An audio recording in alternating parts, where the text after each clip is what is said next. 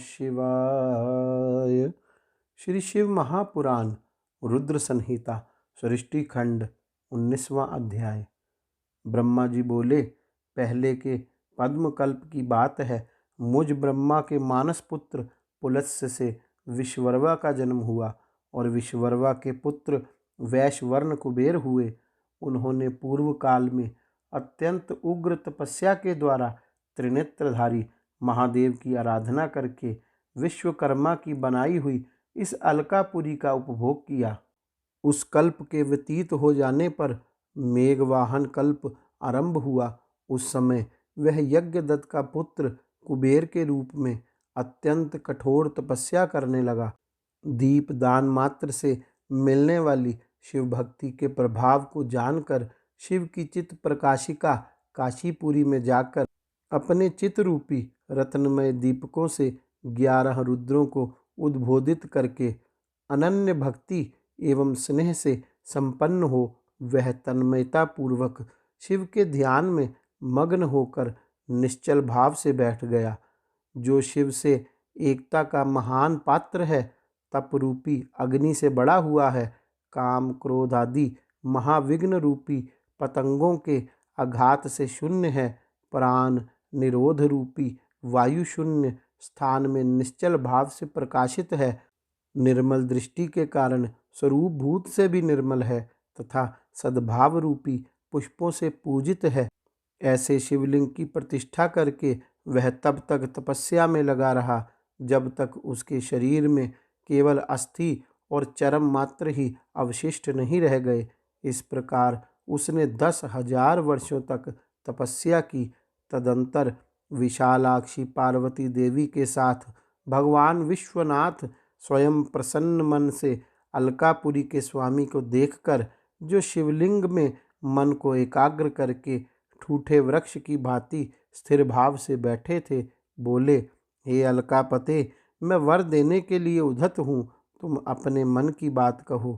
उन तपोनिधि ने जब अपने नेत्रों को खोलकर देखा तो उन्हें उदित हो रहे हजारों किरणों वाले 1000 सूर्यों से भी अधिक तेजस्वी श्रीकंठ उमा वल्लभ भगवान चंद्रशेखर अपने सामने दिखाई दिए।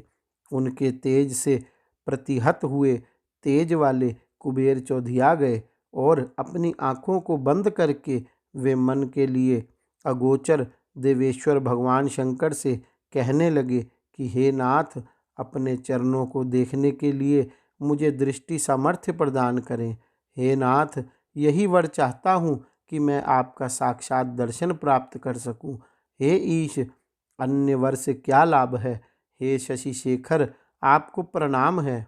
उनकी यह बात सुनकर देवाधिदेव उमापति ने अपनी हथेली से उनका स्पर्श करके उन्हें अपने दर्शन की शक्ति प्रदान की। देखने की शक्ति मिल जाने पर यज्ञदत्त के उस पुत्र ने आंखें खोलकर पहले उमा की ओर ही देखना आरंभ किया। वह मन ही मन सोचने लगा, भगवान शंकर के समीप यह सर्वांग सुंदरी स्त्री कौन है? इसने मेरे तप से भी अधिक कौन सा तप किया है? यह रूप, यह प्रेम, यह सौभाग्य और यह असीम शोभा सभी अद्भुत है। वह ब्राह्मण कुमार बार बार यही कहने लगा। बार बार यही कहता हुआ जब वह क्रूर दृष्टि से उनकी ओर देखने लगा, तब पार्वती के अवलोकन से उसकी बाईं आंख फूट गई। तदंतर देवी पार्वती ने महादेव जी से कहा, हे प्रभु, यह दुष्ट तपस्वी बार बार मेरी ओर देखकर क्या बोल रहा है? आप मेरी तपस्या के तेज को प्रकट कीजिए। यह पुनः अपने दाहिने नेत्र से बार बार मुझे देख रहा है। निश्चित ही यह मेरे रूप, प्रेम और सौंदर्य की संपदा से ईर्ष्या करने वाला है। देवी की यह बात सुनकर भगवान शिव ने हंसते हुए उनसे कहा, हे उमे, यह तुम्हारा पुत्र है। यह तुम्हें क्रूर दृष्टि से नहीं देख रहा है, अपितु तुम्हारी तप संपत्ति का वर्णन कर रहा है। देवी से ऐसा कहकर भगवान शिव पुनः उस ब्राह्मण कुमार से बोले, हे वत्स, मैं तुम्हारी इस तपस्या से संतुष्ट होकर तुम्हें वर देता हूँ। तुम निधियों के स्वामी और गुहिकों के राजा हो जाओ। हे सुव्रत, तुम यक्षों, किन्नरों और राजाओं के भी राजा, पुण्यजनों के पालक और सबके लिए धन के दाता हो जाओ।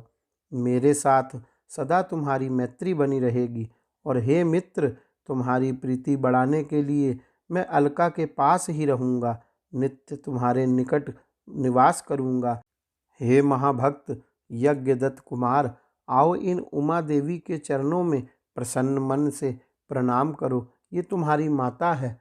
ब्रह्मा जी बोले, हे नारद, इस प्रकार वर देकर भगवान शिव ने देवी पार्वती से पुनः कहा, हे देवेश्वरी तपस्विनी, पुत्र पर कृपा करो, यह तुम्हारा पुत्र है।